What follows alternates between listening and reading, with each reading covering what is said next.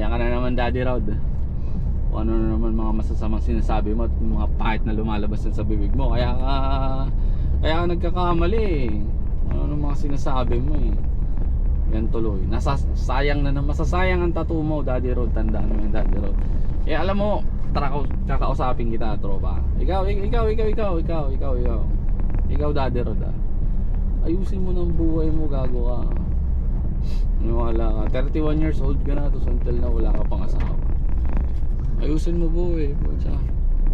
Habang bata ka pa, eh may nakakasama ka na talagang mag-aalaga sa'yo sa pagtanda mo. Diba? Tanda mo yan, ikaw sarili ka, ayop ka, babayero ka.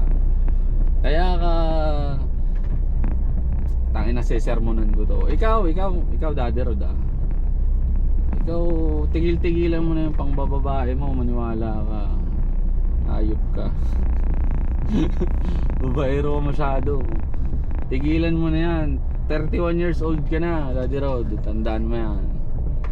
Dapat inaayos mo ng buhay mo, gago ka. Puro ka happiness, puro ka yung mga masasaya sa buhay ang ginagawa mo.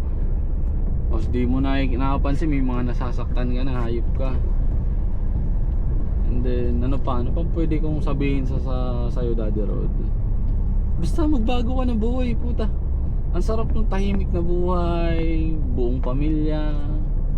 O yan, wala ka ng buong pamilya. Ngayon, sa susunod mong pamilya, sa susunod na sa susunod na babaeng mababaliw sa'yo, ayusin mo na. Bigay mo lahat. Total, yun na din lang naman eh. Aasawahin mo na. Aanakan mo. Magbubuo kayo ng pamilya, papakasalan mo. Bigay mo na lahat. Ganun dapat, tropa. O ba? Pag hindi ka nagbago, maniwala ka, wala kang kapupuntahan. Yan mga pinagpapaguran mo, mapupunta yan sa wala. Kapag nakakuha ka ng babaeng pera lang ang habol sa'yo, lagot ka. Kaya mga ari-arian mo, sasakyan mo, motor mo, savings mo, mga alahas mong gagawa, lahat yan mawawala pag hindi mo nakuha ang tamang babae. May nakuha ka na tamang babae, gago ka eh. Kaso binitawan mo pa. O ngayon, maging lesson learned na yun sa'yo, tropa. Lagi mong iisipin ano yung mararamdaman ng partner mo. Napaka-importante nun, tropa, para maganda maging banding ninyong dalawa, di ba? Kasi ano eh, tama na yung pambababae, tropa. Kasi ano lang yun eh, mauubusan ka lang ng pera doon. Iubos mo na lang yung pera mo doon sa pamilya mo, sa mga anak mo, sa future mga magiging anak mo. Ngayon, sa bagong buhay mo, ayusin mo na. Yan dadating na babae sa'yo, kung may dadating man, ayusin mo, piliin mo ng mabuti. Siguraduhin mo na maganda ang intensyon sa buhay mo. Maganda ang intensyon sa negosyo mo. Kasi hindi mo may tatago yung negosyo mo, Daddy Rod. Talagang wala eh, social media yung trabaho mo eh. Nasa social media ka, and then yung negosyo mo, talagang isa sa platform mo, yung Facebook, para malaman nila na yung business mo, ganito, ganyan. So, ayusin mo. Kasi hindi mo naman ma-hide eh. Ngayon, ang gagawin mo na lang is hanapin mo yung tamang babae. May nahanap ka ng tamang babae, pero yun, ginago mo pa. Kaya maging lesson na yan sa'yo. Okay, tandaan mo yan, boy. Pag ngayon may dumating pa sa'yo panibagong babae sa buhay mo, tapos hindi mo pa inayos, nako, tatanda ka ng mag-isa.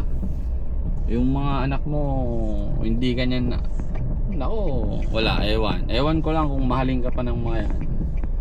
Kaya ayusin mo. Hindi yung makakita ka lang ng chicks tapos, well, let's go, tara na, sakay na. Ayop yan, wag nang gano'n, tropa.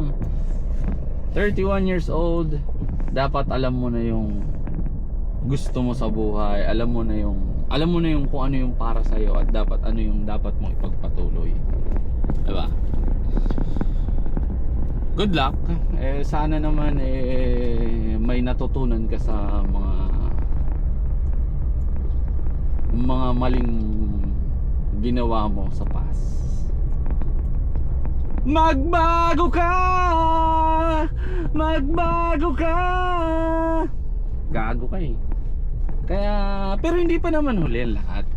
Hindi pa huli ang lahat para sa'yo, Daddy Rod. Tandaan mo yan, Daddy Rod. Kasi lahat naman tayo nagkakamali eh. Agree ka? Ako, agree ako. Lahat naman tayo nagkakamali. Minsan yung mga pagkakamali nagiging paulit-ulit. Okay, di ba? So, kailangan mo nang tapusin yun. Kailangan mo nang tapusin yung pagkakamali yun na kadalasan paulit-ulit mong ginagawa. Ngayon, ayusin mo na. Dahil pag hindi mo inayos yan, yan yung mga followers mo yan. Ibabash ka nyan, iiwan ka nyan, i-unfollow ka nyan. Tandaan mo yan, Daddy Rod. Ngayon,